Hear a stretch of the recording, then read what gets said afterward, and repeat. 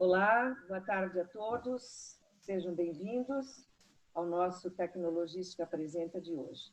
Eu sou Shirley Simão, sou diretora do portal Tecnologística e em meu nome e da GS1, hoje aqui representada pelo senhor Roberto Toshiaki Matsubayashi, quero agradecer a todos, em especial os nossos palestrantes. Vai dirigir este webinar, esta live, essa reunião, o senhor Roberto Matsubayashi, que é diretor técnico da Associação Brasileira de Automação GS1. E como convidados, os senhores Faria Souza, que é CEO da Versa, Marcelo Lopes, que é diretor executivo de Supply Chain do Carrefour Brasil, José Sarracini, que é diretor comercial e logística e membro do Conselho de Administração da Savenhago Supermercados. Com o crescimento acelerado das compras online, vamos conhecer como os supermercados lidaram com essa nova situação. Agradecemos a todos os nossos inscritos e desejamos um excelente evento.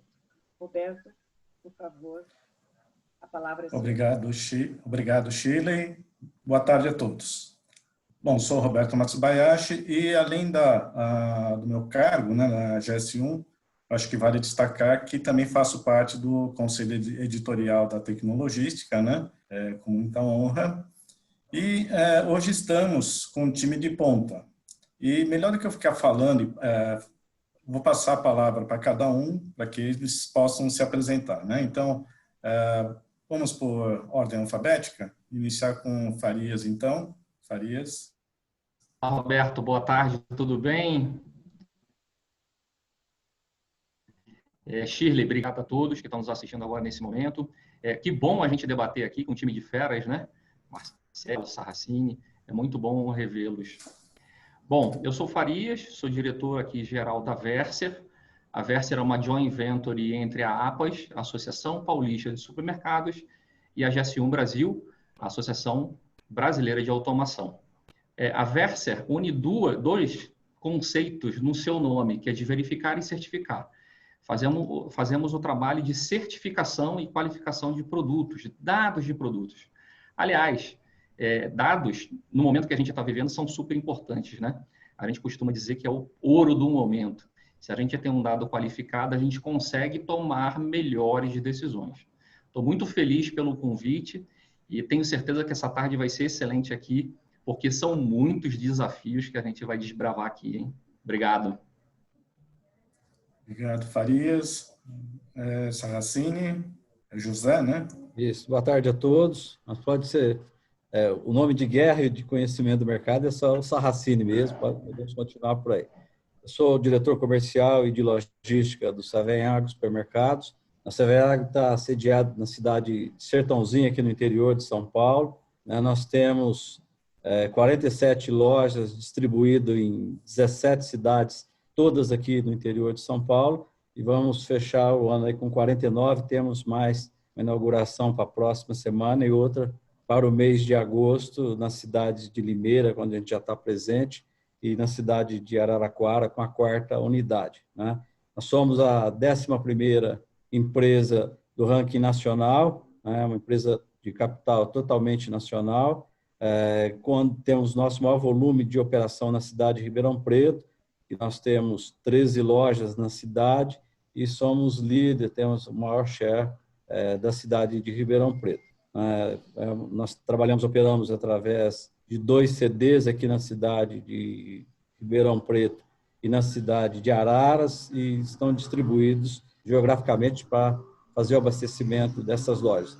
Sou responsável pela área comercial, pela área de logística, dentro das minhas responsabilidades também estão a área de e-commerce, CRM, marketing e trade marketing. Então, tem pouca coisa aí para ser feito e estou à disposição nesses minutos aí, da gente poder estar passando parte daquilo que a gente faz e poder contribuir com as pessoas que precisarem, que tiverem necessidade de alguma coisa que nós já passamos que possa cortar o caminho. Agradecer o convite e vamos continuar aqui nesse bate-papo, que eu acredito que vai ser bastante agradável.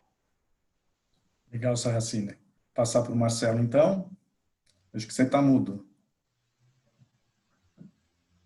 Agora não estou mais. Boa tarde, Roberto. Obrigado, Chile, pelo convite. Agradecer também a presença do Farias, do Sarracini, pessoas que conhecem muito do mercado. Bom, eu estou à frente do supply do Carrefour há 2 anos. Antes disso, passei 7 anos na Via Varejo, outros 13 anos no Grupo Pão de Açúcar, no GPA de alimentação também. E antes disso, 10 anos de São Paulo Alpargatas. Minha responsabilidade no Carrefour é manter os formatos e os canais abastecidos. Então, a gente está presente em algumas cidades, desde Porto Alegre até Manaus. A gente é composto por formatos de hipermercado, supermercado, express e no e-commerce em presença nacional também, fazendo a distribuição e a gestão de demanda de todos esses canais. Comigo também, então, outras 3.200 pessoas. A gente está dividido em CDs. São 14 CDs dedicados para o físico e 14 operações logísticas dedicadas para o e-commerce também, de uma forma geral. O Carrefour ele é o primeiro player de varejo no Brasil, nos dá muita responsabilidade também, mas me dá muita motivação de mantê-lo nesse lugar. Apesar do Sarracini andar abrindo loja atrás de loja toda semana, a gente procura ainda defender nosso mercado. É isso. Obrigado pela participação de todos aí. Vai ser um prazer passar esses momentos à tarde aqui com vocês. Ok. Bom, vamos começar então contextualizando o e-commerce no setor supermercadista, né?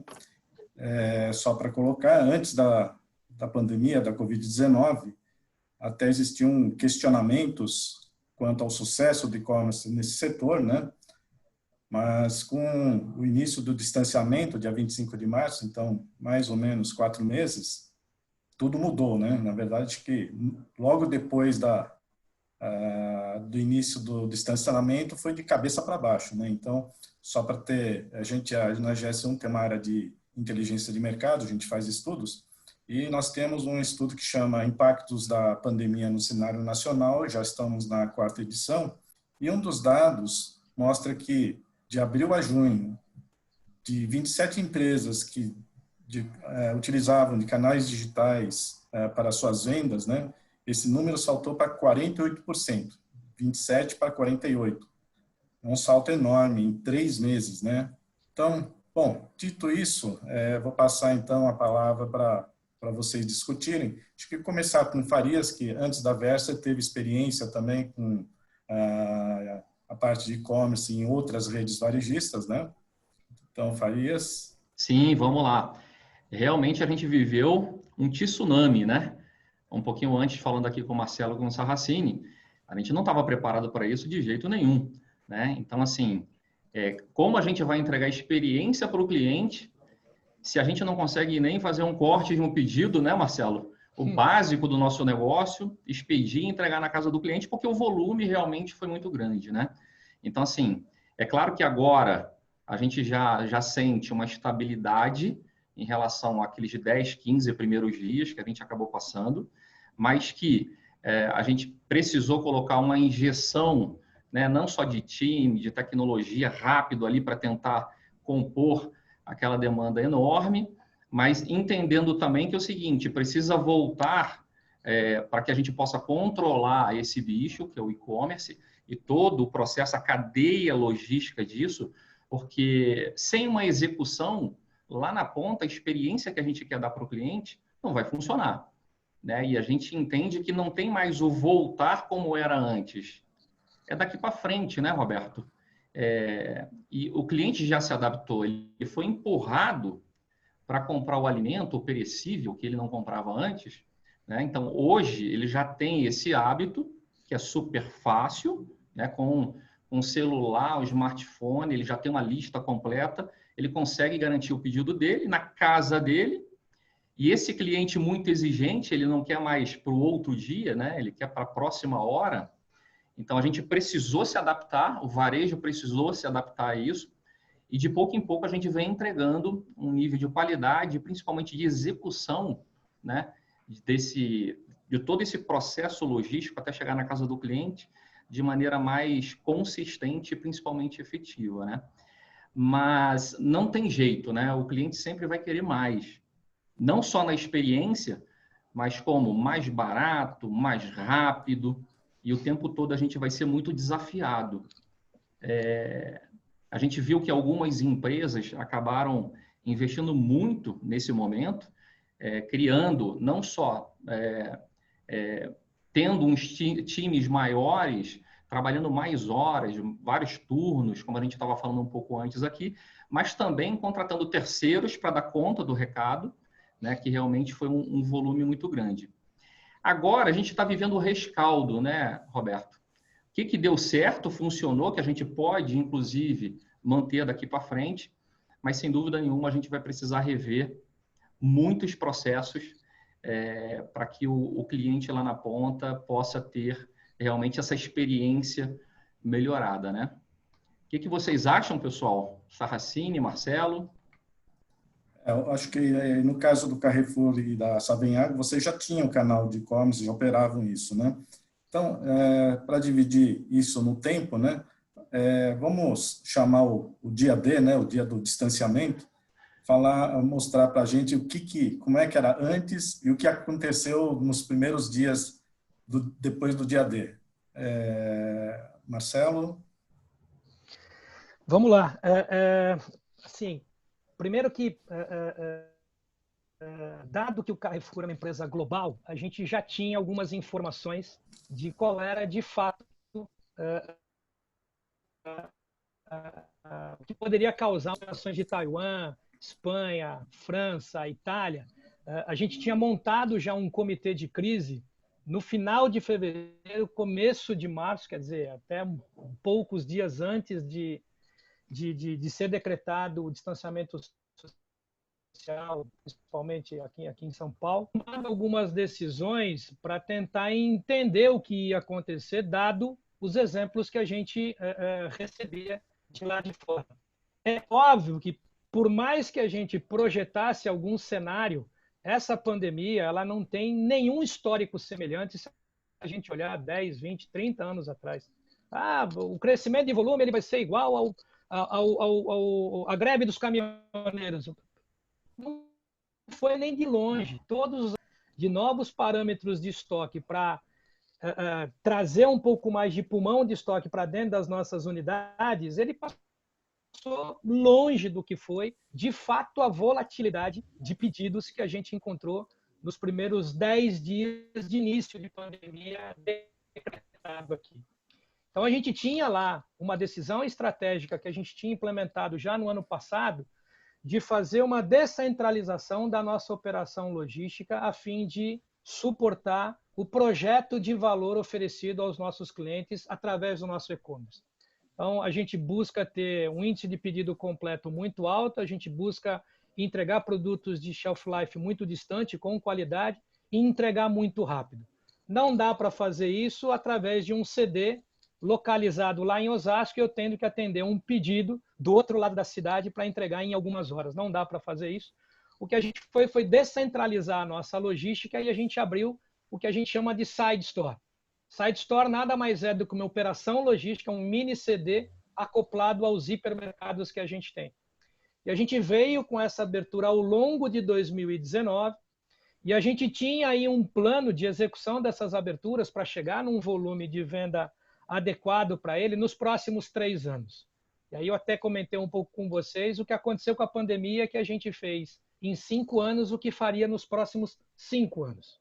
Então, a dimensão é mais ou menos essa. A gente teve que absorver uma demanda muito alta em pouquíssimo tempo, mas muito alta mesmo. No início da pandemia, a gente saiu de D1, que é a nossa entrega, para D8, D9, chegamos a fazer D9.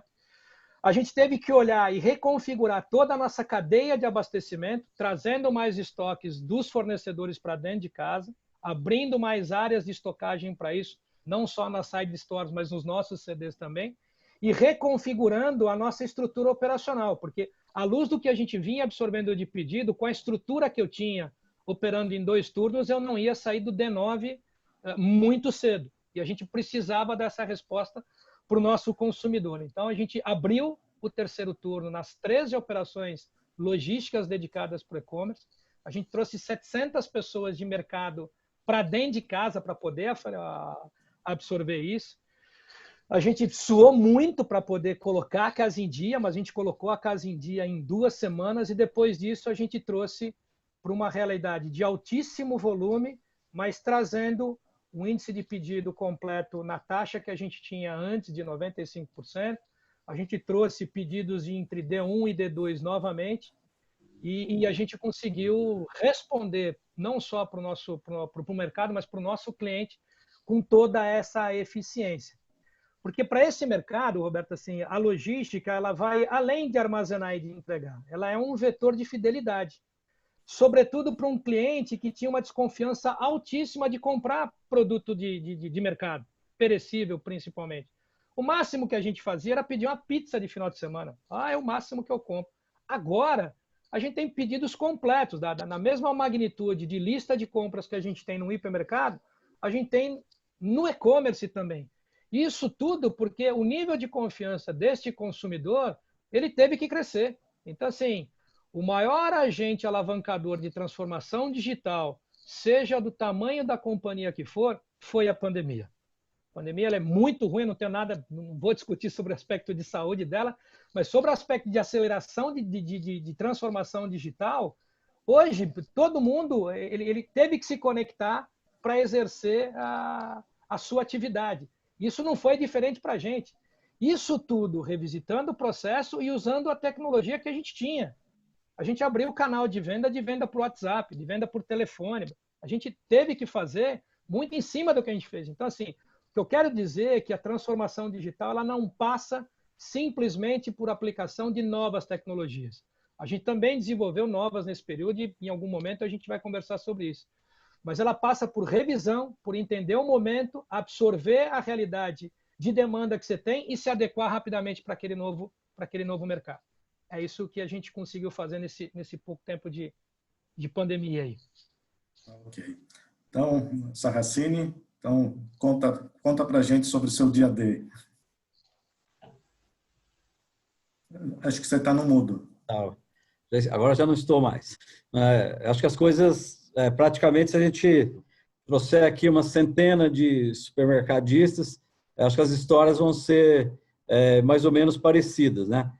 Primeiro que o negócio de e-commerce dentro do varejo ele era muito pequeno, ele representava muito pouco. O nosso negócio, e da maioria dos varejos, sempre foram lojas físicas, né? Então, muita dedicação à loja física. O negócio é 0,5% do nosso faturamento, e a gente cuidava e dava importância para o negócio, não na qualidade do atendimento do cliente e tal, mas você fazia com muita tranquilidade a separação, a entrega, né? Não ocasionava muito pouco problema de ruptura, porque estava ali dentro daquele esquema, entregava no dia, né? Era D+1 ou D0, às vezes a compra de manhã, já entregava no período da tarde, né? E você tinha lá um volume de pedidos por dia. De repente, 10 dias de pandemia, você começa a receber 15 vezes mais do número de pedidos, 20 vezes mais do número de pedidos que você recebia normalmente. Então, você não está preparado com tecnologia, você não está preparado com pessoas, você não está preparado com logística, você não está preparado de forma nenhuma para fazer esse atendimento. E nosso trabalho ele é feito de lojas em cada cidade, nós atendemos e-commerce em todas as cidades onde a gente está presente. Ribeirão Preto, que é a maior cidade de nossa presença, a gente atende com 3 lojas. O restante de todas as cidades a gente atende através de uma única loja, né? Então, você sobe esse estoque de D+2 de cada uma das lojas. Quando você começou a chegar a esse número de pedido, num primeiro momento, nós começamos a avisar os clientes que a gente faria uma entrega após 5 dias, aí chegamos a 5 dias, não estava dando conta, foi para 8, para 10, e nós chegamos desse 10 ter mais 5 de atraso. Então, o cliente também entendeu, né, ele foi muito parceiro do varejo, ele entendeu esse momento, ele recebeu muito poucos cancelamentos, a maioria das pessoas também porque precisava e porque com a confiança que tem no varejo, né, esse varejo como o nosso, que a gente tem a loja física e tem o e-commerce, ele traz um elemento muito forte que é a confiança do consumidor que estará na ponta, né? Se ele souber que ele tem qualquer problema, ele sabe que ele vai chegar numa loja ele vai ser atendido. Se ele tiver um problema no produto, ele vai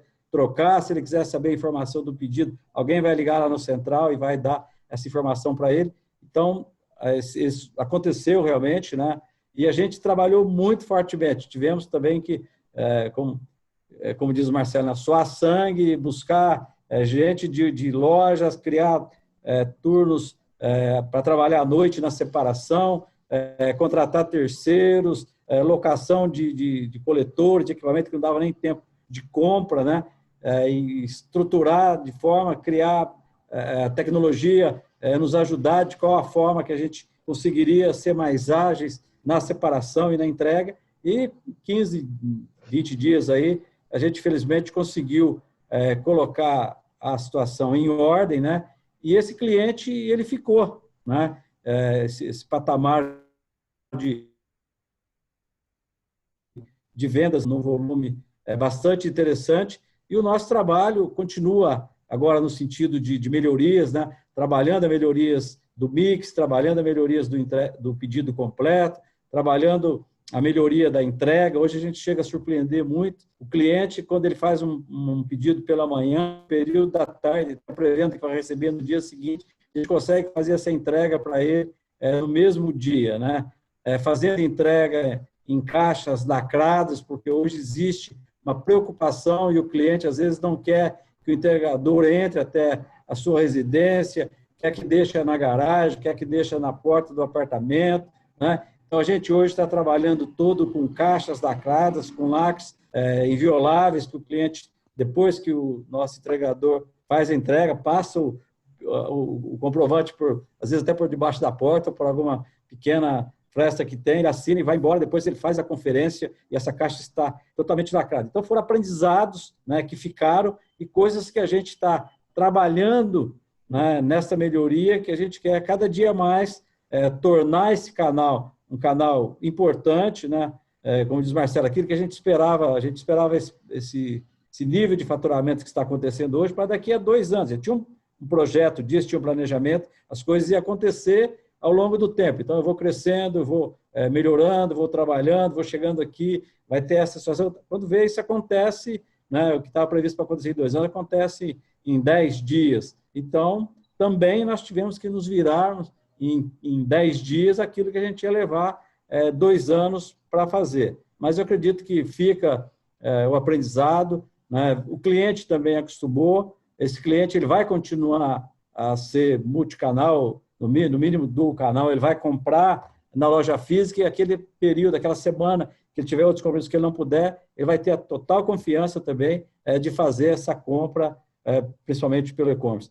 Principalmente, a minha visão é aqueles produtos que são os produtos que não dão prazer de fazer a compra, né? Eu vou comprar o papel higiênico que eu estou acostumado, eu vou comprar água, eu vou comprar o sabão em pó, né? Eu vou comprar a caixa de leite, essa eu vou comprar através do e-commerce. Eu quero ir na loja, nós queremos que esse cliente venha na nossa loja, sim, nós queremos e ele vai querer ir. Então, na hora que ele for na loja, ele vai para escolher o seu vinho, vai para escolher seu queijo, vai para fazer aquela compra que dá o prazer, né, que vai fazer com que ele se sinta diferenciado, que ele não precisa carregar peso de coisas que a gente pode fazer para ele, entregar através de uma lista, se ele quiser semanalmente, quinzenalmente, ou quando ele quiser que a gente faça a entrega na sua casa. Então, acho que é tudo isso aí que nós passamos, é isso que ficou, e um trabalho aí na busca da melhoria constante desse canal, que nós tivemos que aprender a toque de caixa, né? E continuamos aprendendo, né? Tem coisas ainda para ser feito, tem coisas para ser melhorado, e é isso que a gente está buscando, uma melhoria a cada dia. Ok. Bom, felizmente agora a gente está caminhando para a flexibilização, as coisas aos poucos, né? Graças a Deus, voltando à normalidade. E como é que estão os volumes? Eles estão se mantendo? Não sei se vocês podem falar uma ideia de volume ou valor, como é que era antes, qual foi o pico e como é que a gente está nesse momento, né? Acho que eu vou pedir para o Sarracini começar, enquanto isso o Marcelo pede autorização lá para a Bíblia para poder contar para a gente. Não, os volumes, eles chegaram a ser extremamente fortes, né? Crescer aí 400%, 500%, né? Do volume inicial. A gente né? Tinha um faturamento, como eu falei, de 0,5% do nosso negócio como um todo, né? E isso chegou a 2,5%, 3%, até de 3%, né? E agora ele está estabilizando em torno de 2%, 2,20% de faturamento, com um crescimento em torno de 300% daquilo que era o faturamento antes da pandemia. Mas eu acredito que a gente tenha mercado, né, para um crescimento. Por quê? Porque nós, não só o Seven Agro, mas todo o varejo, ele está fazendo a lição de casa, ele está fazendo um trabalho de melhoria, está melhorando as suas ferramentas, né, tirando o atrito entre a ferramenta e esse consumidor, melhorando a aplicabilidade, né, melhorando a funcionalidade de tudo isso, facilitando a vida, né, melhorando a logística, né, melhorando. Esse consumidor, ele é muito prático, né? Então, a gente fez uma melhoria também muito grande de mix, ser prático no mix, né? Então, de ter produtos já de peso padrão do fornecedor, então trazer todas aquelas embalagens já de frios, já preparadas do próprio fornecedor. A pandemia também trouxe isso para os consumidores, isso de uma forma geral, até dos consumidores que vão à loja física, né? Ele querer comprar cada dia menos produtos manipulados ou produtos que vão estar expostos na área de venda, fora da embalagem, que vai ser manuseada. Então, e o consumidor do e-commerce, ele já tinha isso como característica. Ele é um cliente muito prático, né? Em todos os sentidos. Então, ele quer já comprar aquela embalagem própria do fornecedor, ele já tem estruturado o que ele quer, ele compra um volume maior. Tanto é que um ticket médio de um e-commerce hoje ele é em torno de 3 a 4% vezes um ticket médio de uma compra na loja física, né? Então, ele compra mais, né? Ele faz uma compra por um determinado período maior do momento da compra.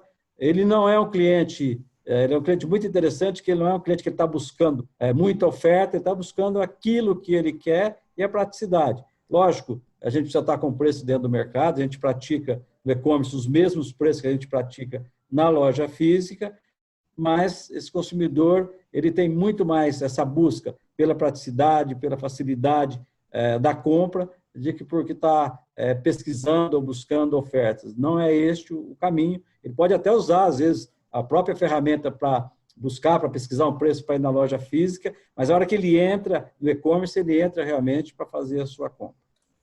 Obrigado, Sarracini. Marcelo? Em termos de volumetria, as 2 primeiras semanas para a gente, elas tiveram um maior impacto, acho que foi por impacto do mercado inteiro, em termos de e-commerce e de alimentos, né? Então, a gente teve, de todas as regiões que a gente atua, ela foi entre 8 e 10 vezes maior do que era o patamar anterior. Dependendo da região, mas ela fica mais ou menos por aí. E ela se manteve aí por 2 meses e meio, e hoje ela já está numa estabilidade entre 4 e 5 vezes o que a gente tinha entre janeiro e fevereiro, mais ou menos. Que no nosso entendimento é o patamar que deve se manter e depois ter crescimentos orgânicos da forma que você vai abrindo mais o teu mercado, ou da forma também, como o Sarracini falou, de inteligência de sortimento para aquele mercado dedicado. Então, machine learning aí para você adequar o seu sortimento mais específico das regiões, ela pode te dar uma participação maior ou menor. Agora, um dado importante também, além da volumetria maior, é a recorrência no e-commerce, né? Então, a gente tinha baixíssima fidelidade de compra antes da pandemia. Então, o cliente do e-commerce de alimentos, ele entrava e comprava uma vez a cada 2 meses, uma vez a cada 3 meses. E hoje ele está entrando toda semana e comprando alguma coisa. Então,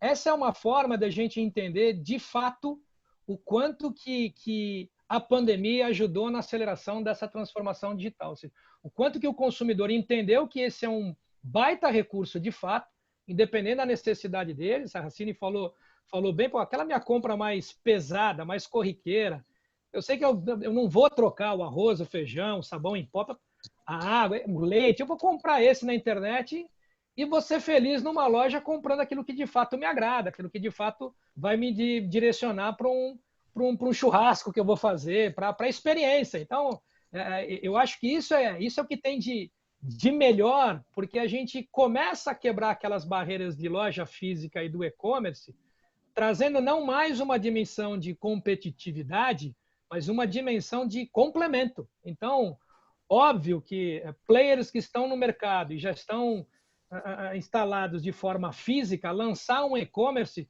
traz uma credibilidade, uma experiência muito melhor de quem não tem esse canal já implementado e lança um e-commerce. Eu vendo hoje geladeira e vou passar a vender também queijo.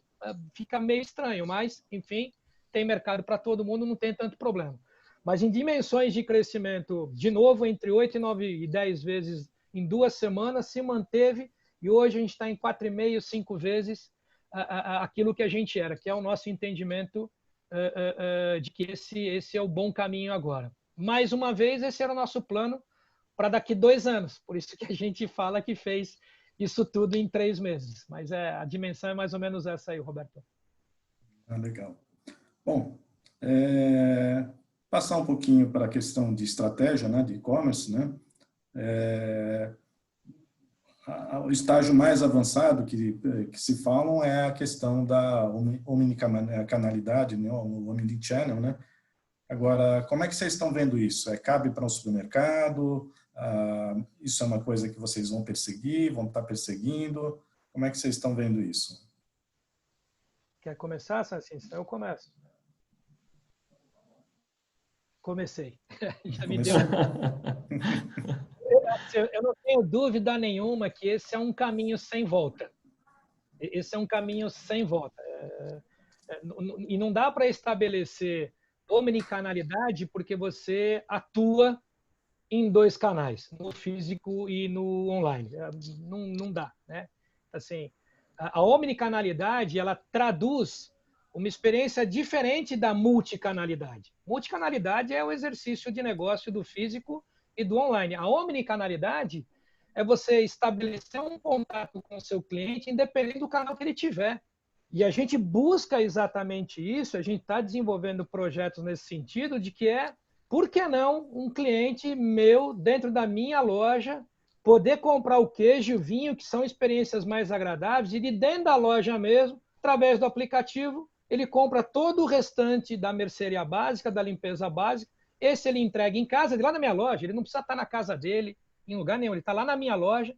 E lá na loja ele decide comprar os bens que ele não quer carregar e eu entrego no dia seguinte para ele, ou no mesmo dia, dependendo do período. Se for itens menores, daqui 1 hora, 2 horas, enfim. Oferecer essa possibilidade de ecossistema onde, independente de o cliente estiver, ele consegue sanar todas as necessidades dele, é o que todo varejo precisa buscar. E aí a gente cria, por exemplo, modais de entrega e de contato. A gente já tem isso aqui no Carrefour, a gente tem 35 pontos de retira disso, que a gente chama de drive-thru, onde o cliente comprou pelo nosso aplicativo, e em vez de ele entrar na loja, ele passa com o carro dele no estacionamento do Carrefour, próximo do ponto de coleta, chama no interfone que a gente tem, o atendente vem com as compras dele, porque ele dá o número do pedido, vem com as compras dele, abre o porta-malas, coloca no porta-malas e vai embora. Então, esse é mais um modal também de omnicanalidade. Não deve parar por aí. A gente vai em busca de parceiros que podem ter esse click and collect, e a gente vai nessa última milha, entrega naquele parceiro. Pode ser a solução que a gente queira ter, armários eletrônicos, isso pode ser retirado em estações de metrô, por exemplo, é algo que a gente também está olhando. Enfim, o fato é que a essência disso é a gente colocar o consumidor no centro das nossas decisões. A gente precisa focar cada vez mais, conhecer qual é a árvore decisória de compra desse cliente e qual é a jornada de compra desse cliente. E ela tem que ser única, ela não pode ser segmentada. Não, assim, o cliente ele é uma persona. Esse cliente ele gosta de comprar passando em frente a um express, mas ele faz a compra dele de dentro do metrô. E quando o express está do lado da casa dele, tem que estar lá o produto pronto para ele poder retirar e ir embora. Ótimo. Tem outro cliente que vai no hipermercado e ainda usa a solução de one-stop shop. Ele vai comprar tudo, de pneu a queijo. Ótimo. A gente tem que focar muito nas nossas frentes de CRM, conhecendo essa jornada e aprimorando os nossos negócios, buscando a solução para isso. Então, eu não tenho dúvida nenhuma que isso não tem mais volta. A gente deu um passo de aceleração muito grande e agora é cada vez mais focar, e eu concordo muito com o Farias, o novo petróleo é o dado, não tenho dúvidas disso. Quem mais tiver conhecimento daquele dado e transformar aquele dado em soluções, em cenários de decisão e tomar a melhor decisão, é que vai sair melhor nesse negócio. Então, de fato, o novo petróleo se chama dado. E aí o cuidado, né, Marcelo, só complementando aqui, Roberto, rapidão, é que como usar esse dado, né? E não e o cuidado que a gente tem que ter para não ter essa cegueira de só olhar para trás, não olhar o que o cliente quer lá na frente, porque os desafios são enormes para entregar, né? Então, como embarcar tecnologia, como ser mais barato não só para o cliente final, mas eu digo todo o processo logístico, ele precisa ser mais enxuto, né? Mais barato, porque a margem para vender perecível é baixa, a gente sabe disso. Então, como faz para fechar essa conta, né? Tem que ser mais rápido, a gente falava sobre isso um pouco mais cedo, o cliente quer para daqui meia hora, uma hora. Então, como é que você vai atuar na última milha, que a gente fala sempre? Sendo preciso. Mais do que sendo rápido, é entregando 100% da lista do que ele pediu, senão ele também tem problema, né? Exato. E para isso tudo, sem dúvida, precisa ser muito criativo, né? É claro, a gente ainda vai falar sobre alguns temas aqui, mas eu tenho certeza que todos os varejos, nesse momento que a gente viveu aí de pandemia, foram obrigados a tirar, né, muitas ideias e serem criativos para dar uma solução para o cliente, né? Então, e só voltando aí na informação, no dado qualificado, como utilizar de maneira estratégica isso para frente. Por exemplo, o Carrefour, eu sou cliente do Carrefour, a primeira coisa que me pergunta é o seu CEP. Isso já mostra que está usando uma inteligência, né, para atender melhor. O mix daquela região também vai ser melhorado, vai ser mais refinado, né, para atender melhor. Então, assim, usar esses dados para realmente ser mais eficiente, mais efetivo na ponta, vai ser um grande diferencial, certo? Desculpa, Roberto, vamos lá. Claro. Sarracini? Sim. Não, eu acredito que o cliente, né, ele sempre teve razão, ele vai continuar tendo razão muito mais vezes agora, né? Então, a gente busca todas as formas, né, de estar chegando até esse cliente, né? Quando a gente começou a ver o Rappi andando aí na cidade, né, fazendo restaurante e tal, quem esperava que o Rappi fosse estar fazendo supermercado, né? E é uma grata surpresa, né? Tem um volume, tem lojas aí, média hoje, representando 5% do faturamento da loja, sendo feita através do Rappi, né? Ele é um cliente da loja que não concorre com a loja física e não concorre com o e-commerce da loja.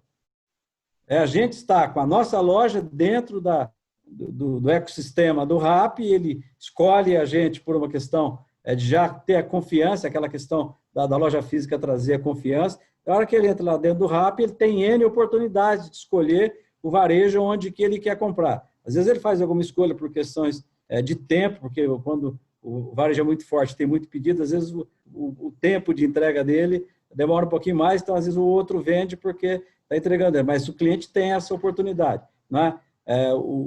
A retira, né, é outra coisa fantástica que o cliente, que às vezes ele não está em casa, ele não tem ninguém em casa para receber, hoje a gente dá uma oportunidade do cliente, ele faz a compra, ele agenda, que hora que ele vai retirar na loja, ele tem a oportunidade, naquele momento ele passar, ele não vai descer da loja, sua compra já está paga, não vai descer nem do carro, ele abre o porta-mala, o nosso time já, se ele não quiser conferir naquele momento, ele já coloca dentro. E outras coisas virão. Eu acho que o varejo, né, o supermercado como um todo, vai estar dentro de vários marketplaces, da mesma forma que nós vamos trazer outras empresas para dentro do nosso site também, como o Carrefour já está fazendo, para fazer outros tipos de venda, né?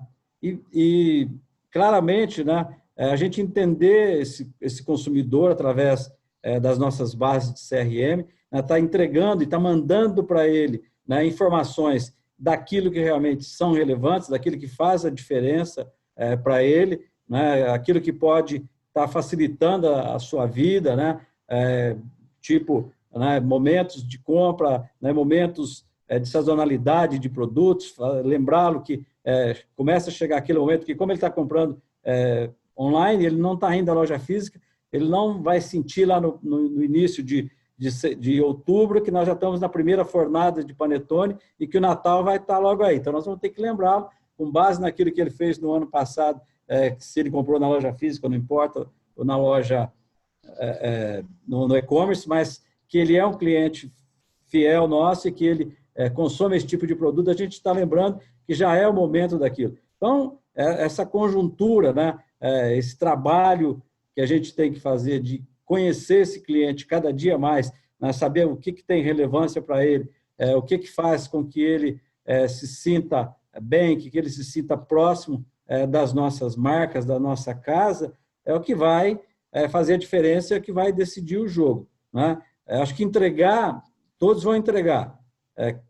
Vai levar ou vai manter esse cliente vivo, aquele que entregar mais rápido, entregar um pedido mais completo e uma experiência de compra, de entrega, de tipo de embalagem, da qualidade dos perecíveis, da qualidade das frutas, legumes e verduras, né? Da qualidade que chega o sorvete lá, que nível de congelamento que ele chega, né?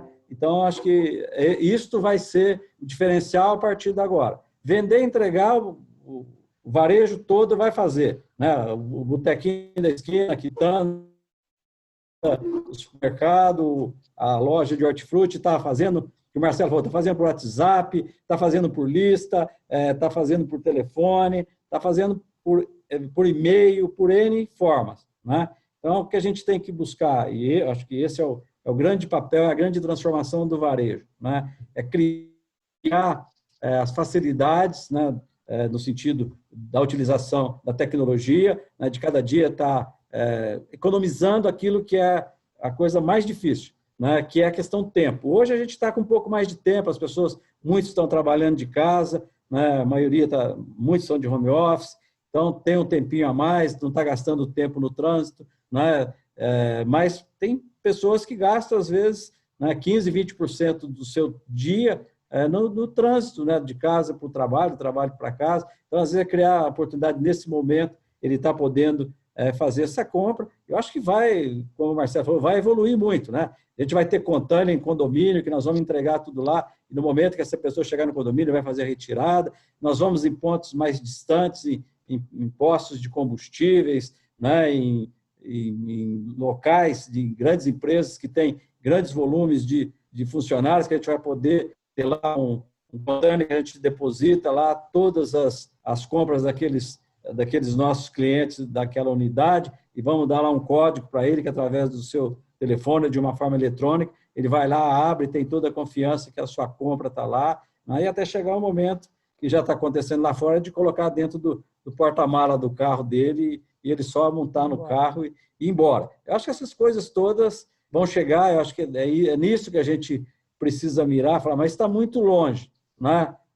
Talvez estivesse. Eu acho que hoje não está tão longe e a gente precisa caminhar passos muito largos, né? Caminhar muito rapidamente para a gente evoluir, porque esse é um segmento também que, lógico, nós temos aqui os grandes players, os players globais, né? Como o Carrefour, Pão de Açúcar, né? O Walmart, que agora é nacional e big, né? Que estão aí, o Seconsud e tal, né? Que a gente já está juntos há tanto tempo, estão brigando e tal. Não, mas esse é um tipo de negócio que pode chegar alguém que ainda não está aqui e ser muito mais rápido de que todos nós que estamos aqui dentro. Então, o varejo precisa ter esse cuidado, né? Não é cuidar só de quem está do nosso lado, de quem está competindo com a gente hoje. É um risco de vir alguém de fora, né? Que com um custo muito menor, porque essa loja ela não precisa estar no centro da cidade, ela não precisa estar no ponto que custa 5, 6 mil reais o metro quadrado no terreno e nem custar mais 40, 50 milhões para ser construído, né? Ela pode estar retirada totalmente da cidade e fazer um trabalho com uma qualidade superior a uma loja que está dentro da cidade. Então, o importante não é a localização física, é a qualidade da logística que vai ser empregada da localidade até a casa desse cliente. Eu acho que a gente precisa estar atento, né? E aqui é um bate-papo que a gente está fazendo, com certeza, entre pessoas que são do segmento, que são do ramo. Eu acho que são cuidados que a gente precisa ter. Nós vamos fazer a nossa parte, fazer bem feita, para não sobrar espaço para que venha alguém aí que muito rapidamente coma uma fatia desse mercado e que a gente pegou ou teve a oportunidade com a pandemia aí de estar dentro do nosso negócio.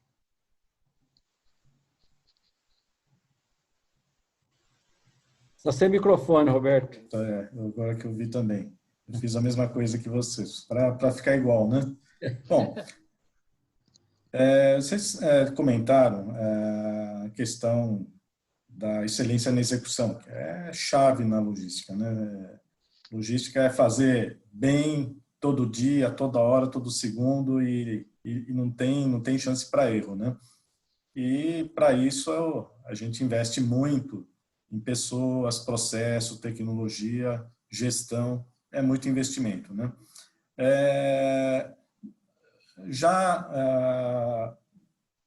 Principalmente nesses 3 meses, vocês colocaram ferramentas novas, experimentaram startups, como é que vocês estão fazendo com essa questão de tecnologia, hein? Tem gente que comentou de RAP. Quer começar, Sarracini? Posso, não tem problema.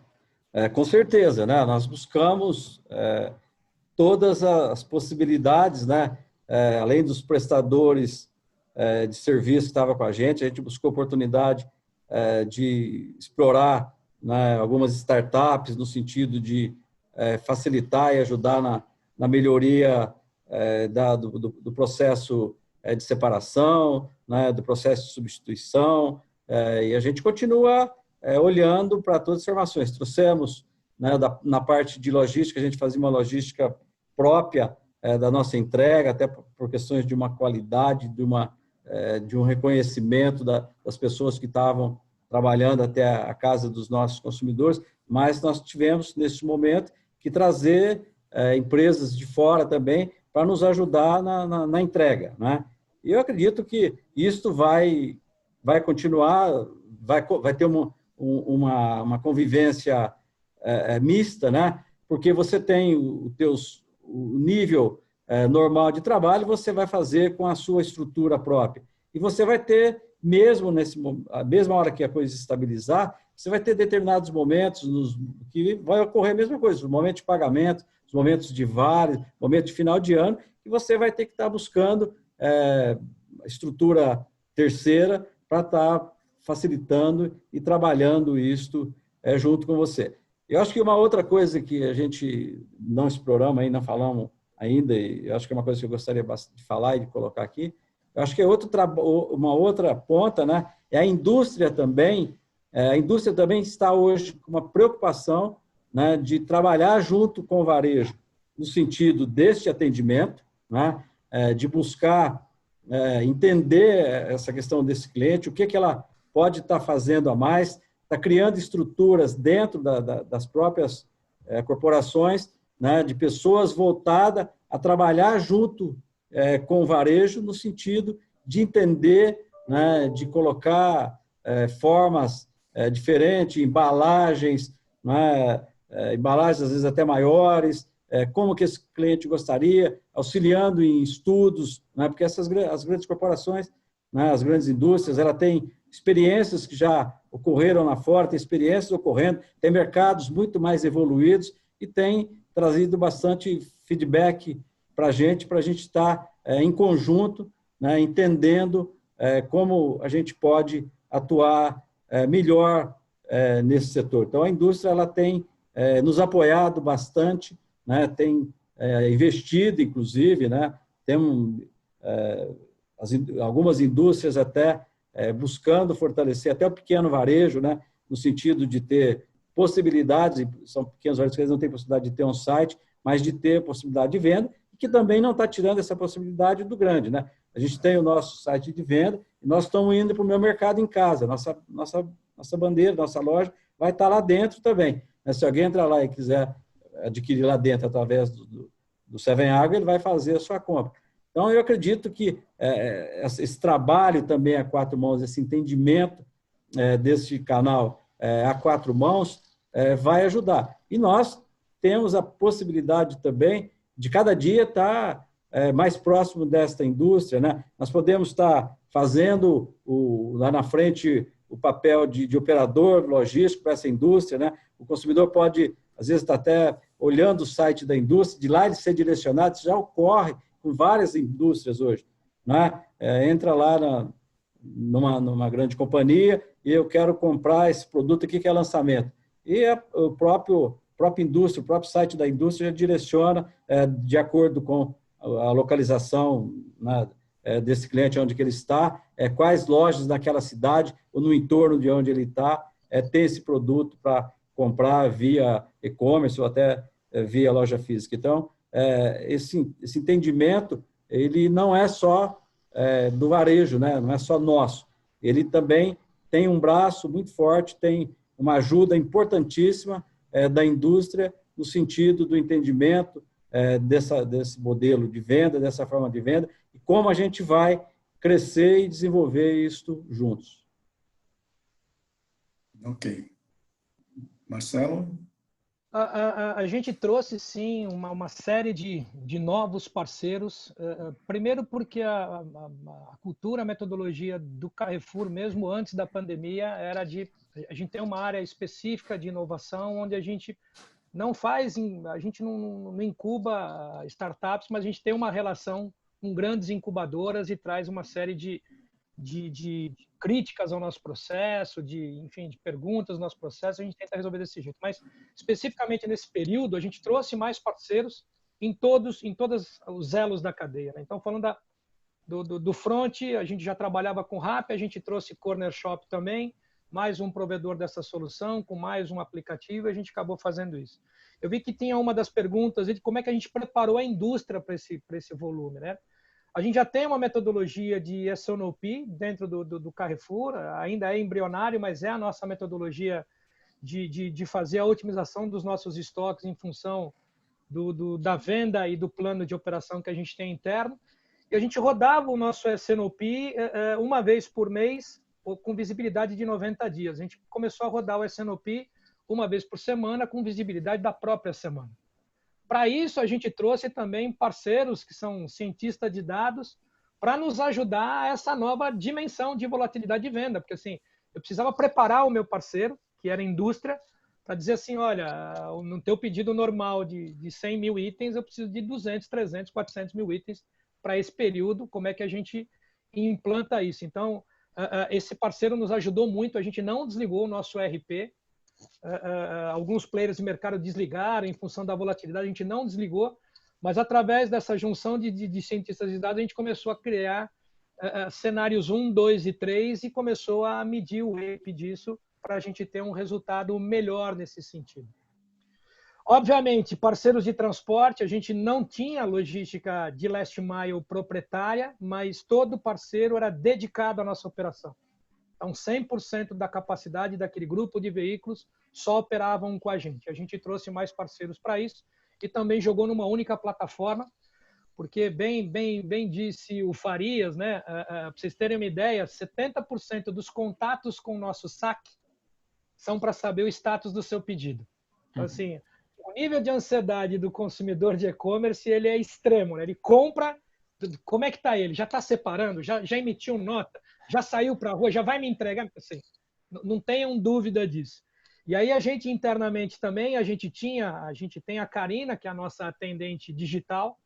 Era uma atendente que estava vocacionada aos produtos de não alimentar, e com o crescimento do alimentar, a gente plugou essa solução também. Então, no momento que você faz a sua compra, se você fornecer o seu celular, a gente, através da Karina, manda pelo WhatsApp o status do seu pedido, quando ele vai ser entregue, se diminuiu drasticamente o consumo de dados no nosso saque para saber dos pedidos. Então, assim, foram soluções que a gente teve que ir apressando, soluções que já eram consumidas pelo não alimentar, a gente jogou para o alimentar também, mas que a gente teve que colocar um esforço adicional nesse período para prover uma solução boa para o cliente. E também otimizando o nosso custo, porque não dá para montar uma outra central só para falar de alimento. Então, como é que a gente otimiza isso? Não dá para montar um outro S&OP por conta da volatilidade. Como é que a gente otimiza isso? Então, traz muitos desafios o cenário, e esse cenário de e-commerce, mas ele traz muita oportunidade na revisão dos processos de você plugar de forma simples. É um WhatsApp. Se eu mando um WhatsApp permitido pelo cliente, eu diminuo em 80% a ansiedade dele de saber como é que está o pedido. Ótimo. Não custa absolutamente nada e a gente ganha uma série de custos, a gente evita custos que deveriam ter se a gente não fizesse essa ação. Mas a gente, ao longo da cadeia, a gente conseguiu plugar uma série de soluções baseados em modelo agile, em startups, em incubação do que a gente estava fazendo de projeto lá. Muito bom. Farias, você podia fazer um comentário sobre Sim, a gente estava essa falando questão também? de dados aí, novamente, né, Roberto?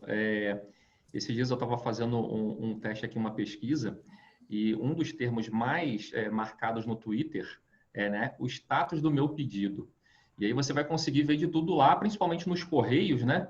Infelizmente, o padrão, a execução, a entrega não é muito boa, mas essa ansiedade de terminar de fazer o pedido e já checar como ele está sendo processado ou ele foi recebido, ele é comum no brasileiro, né? Quero saber quando vai chegar. Então, é uma característica nossa e essa ansiedade precisa, sem dúvida, ser respondida, né? Porque senão o cliente ele vai buscar todos os canais disponíveis e ele pode atrapalhar aí uma operação porque ele quer saber daquela informação. Mas assim, né, Roberto, todo esse volume que a gente está falando, principalmente da indústria, né? A indústria lançou muito produto na pandemia, principalmente a química, né? De limpeza, então eles tiveram que correr para isso. Há 2 semanas eu estava ouvindo um grande player falando sobre isso, que eles também precisaram melhorar o coração deles, que são as fábricas, né? Então, realmente, eles também tiveram que se adaptar muito, terceiro turno, time, equipe, realmente foi uma dificuldade enorme, mas que ficou muito claro para mim, Roberto, que isso tudo começa com o cadastro de um produto muito bem feito, né? Quando ele no nascimento, no lançamento desse produto, se a indústria já consegue disponibilizar para todo o varejo essas informações cadastrais com qualidade, todo o varejo, né, toda a distribuição desse produto vai se beneficiar com isso. E esse é um dos grandes desafios, ter o cadastro completo de produto de ponta a ponta, né? Então, se o cliente está comprando lá no e-commerce do Carrefour um vinho de uma safra tal, quando chegar na casa dele, ele quer aquele vinho que ele pediu. Ele não quer ter um produto diferente daquele, né? E para não, ou melhor, para atingir essa expectativa dele, é importante que de ponta a ponta a gente tenha aí o índice cadastral desses produtos, a qualidade dessas informações realmente muito boa, né? Sem dúvida nenhuma vai facilitar muito, principalmente o varejo, para implementar um novo produto. O Marcelo falava aqui de mix, né? De ter o mix mais correto de acordo com a região, isso faz todo sentido, né? Tudo começa pelo mix, pelo cadastro de produto que vai bater lá no cliente. Então, é um básico que no meio da confusão a gente não consegue olhar, mas que agora é o momento de voltar, né? Como o Marcelo falava, não desliguei meu ERP. Olha como é importante, porque todos os dados que foram gerados estão lá e agora eles vão poder ser utilizados para novas estratégias, né? Então, dado, novamente, é muito importante. Bom, obrigado. Vamos fazer um último comentário, né? O mundo já via uma pegada digital muito forte, né? O tal do exponencial, e a pandemia só fez acelerar ainda mais, né? Isso em todos os setores. Só para ter um dado concreto, né? As ações das ditas Big Tech, né? As grandes companhias de tecnologia, nunca foram tão altas, né? Teve a queda da bolsa, mas esses daí nem tomaram conhecimento. Eles estão nos maiores valores históricos na bolsa, né? E cabe a nós, né, saber navegar, modernizar e evoluir sempre. Da minha parte, pela GS1, espero que continue usando os nossos padrões, né, nas suas operações, principalmente no varejo, né? que cumpre a importante função de identificar, capturar e compartilhar os dados, né? Conectando o físico com o digital. Tá? A gente ajuda a identificar o tal do físico, são os produtos, capturar as informações através dos códigos de barras e também por tecnologia de RFD, né, identificação por radiofrequência, e compartilhar esses dados coletados em sistemas digitais. Né? Então, estamos caminhando para o encerramento, né? E se cada um puder deixar, então, uma mensagem final, a gente depois encerra essa sessão. Pode começar com o Sarracini, né? Acho que está no mudo. Tudo bem, não, já não está mais. Tá. Bom, eu acredito que foi o que vai ficar, né, de uma forma geral, não só a questão do e-commerce, mas de uma forma geral a questão do varejo, que vai ficar de tudo isto é um trabalho, né, em todos os sentidos, né? Primeiro, a questão do abastecimento, que nós até não trabalhamos muito aqui, não usamos muito, mas foi muito importante, né, o alinhamento do abastecimento. A gente passou um momento aí onde determinadas categorias de produtos tiveram aumentos extraordinários, né? Ninguém sabe por quê, mas vendeu 300% de papel higiênico a mais nas primeiras semanas, nas primeiras 2, 3 semanas da pandemia, de que não é época normal, né? Alguém pensou, e não entendi por quê, que ia faltar papel higiênico, né? Então, a indústria, que ele falou, a indústria também teve seu papel, teve a sua corrida, né? Os níveis de rupturas, eles foram muito pequenos, né? O aumento de rupturas foram muito pequenos, foram trabalhos extremamente bem executados, tanto da parte do varejo quanto da parte da indústria, né? Nós tivemos muito menos problemas com todo esse volume de venda de que na greve dos caminhoneiros. Lógico, na greve dos caminhoneiros nós tivemos a interrupção de algumas entregas, tivemos a interrupção de veículos presos ao longo das estradas, o que não ocorreu dessa vez. Mas rapidamente, né, tanto a indústria quanto o varejo se adaptaram, né, colocaram linhas de produções em 3 turnos, em 2 turnos, aqueles que tinham foram para 2, quem tinha 2 foram para 3. Os varejos, né, nós trabalhamos em finais de semana no nossos CDs, aumentando o número de agendas, recebendo veículos, expedindo numa maior velocidade, né? Então, acho que nós aprendemos, de uma forma geral, em todos os sentidos, né? De dar a velocidade que precisava, de reconhecer os volumes e de trabalhar aquilo que realmente precisava ser trabalhado. Claramente, né, acho que de todo esse momento aí, a única coisa que a gente chegou, o que teve ruptura nesse período? Teve álcool em gel, porque também ninguém estava preparado, ninguém se fazia tanto álcool em gel nesse momento, mas 60 dias depois também, hoje tem, acho que tem uma marca para cada consumidor, se não tomar cuidado, né? Então, essas coisas também rapidamente se acertaram e ficaram, né? Hoje, né, como é que está hoje a questão de abastecimento? Minha visão é que está bastante tranquila, com raras exceções. Algumas indústrias, principalmente a indústria de derivados da carne, em função das baixas temperaturas que se processam, que se trabalham. Então, tem algumas das plantas com problemas, né, de ter que fazer um trabalho de sanitização mais vezes, né, e tem um volume de contaminação maior também. Isso tem, às vezes, não chegar ao nível de ruptura, mas de ter algumas falhas momentâneas, né, dias de algumas linhas de produtos, mas que, da hora que você olha para a substituição, você consegue fazer isso com muita tranquilidade. Eu acho que, então, tudo que nós passamos, né, tudo que ocorreu, o aumento de venda, ele é real, né, ele houve um aumento, né, esse próprio recurso que veio do governo, grande parte dele, ele veio para o consumo de alimentos, né? Então, às vezes, não só, acho que a pandemia ela trouxe uma irrigação até maior, principalmente nas classes mais baixas de recursos, e esse valor, esse recurso, ele veio para o consumo, né? E eu acho que o varejo soube e procurou atender e valorizar esses reais aí dos consumidores de uma maneira bastante inteligente, não deixando de trabalhar suas promoções, não deixando de fazer tudo aquilo que ele deveria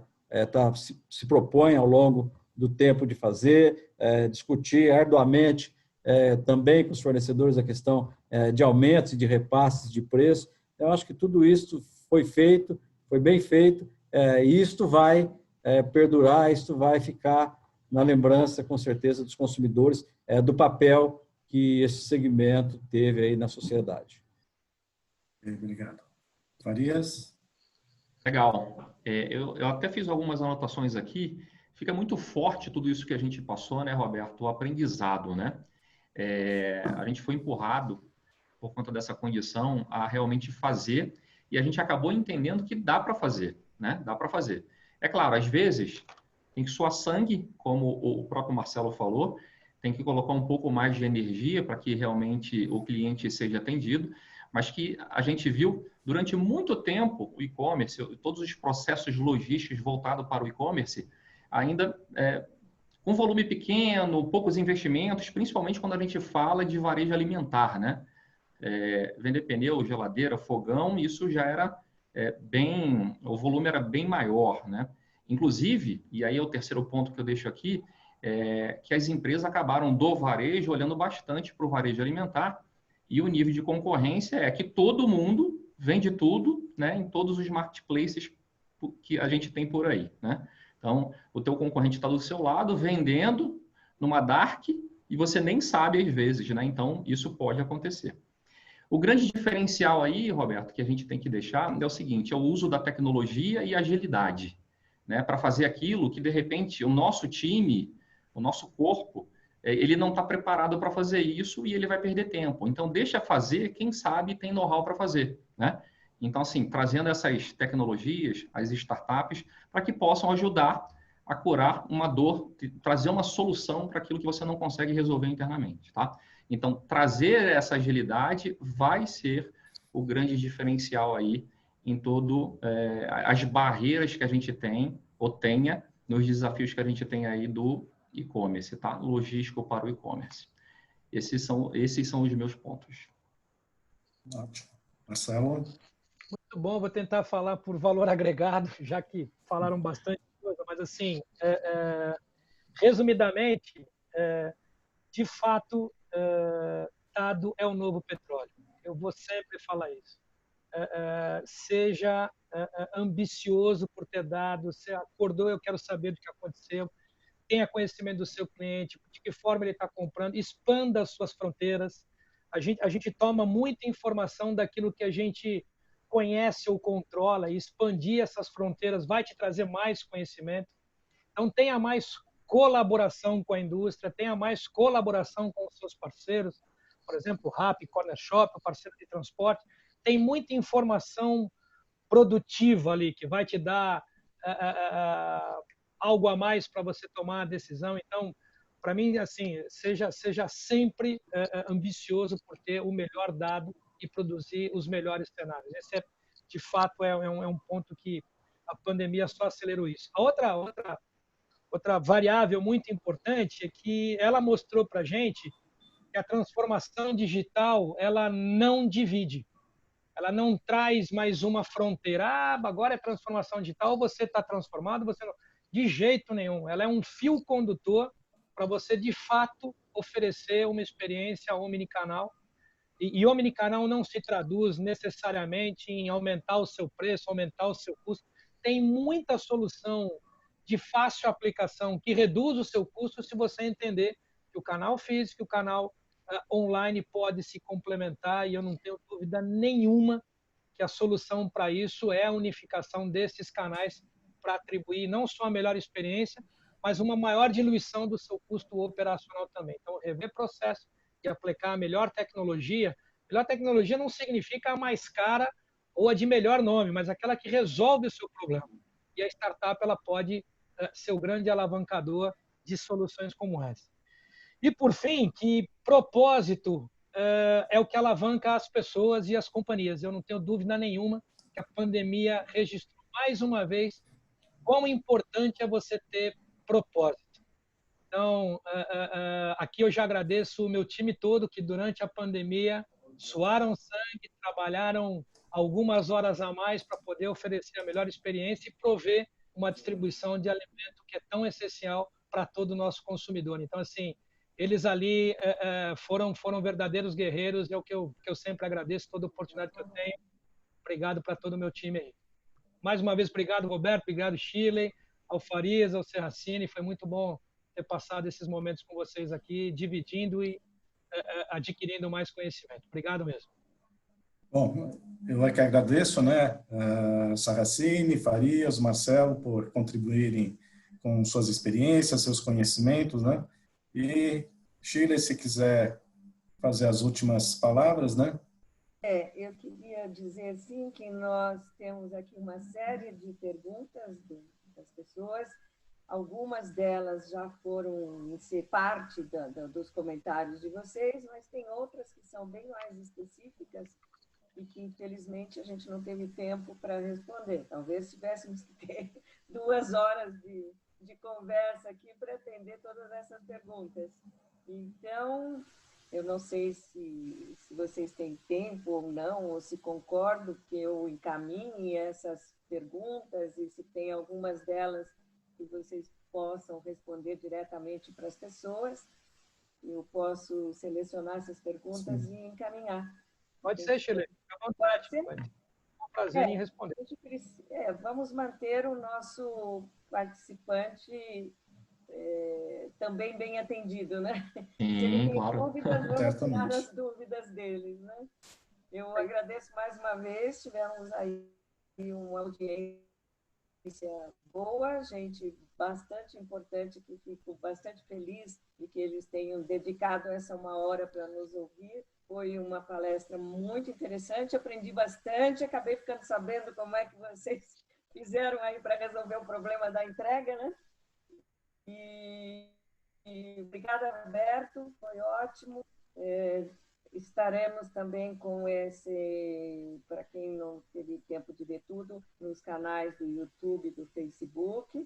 Vou compartilhar com vocês, para que também vocês façam compartilhamento. A ideia da Tecnologística é trazer a cada 15 dias uma conversa dessa sobre variados assuntos com pessoas do mercado, para que a gente possa também levar o conhecimento que já está disponível aí na esfera de vocês para todos os participantes dessa cadeia de trabalho, né? Desse segmento de transporte, de logística, de supply chain, que, como dissemos anteriormente, deve ser algo em torno de 3 milhões de pessoas no Brasil, né? Obrigada, pessoal. Roberto, obrigada. Por favor. Obrigado.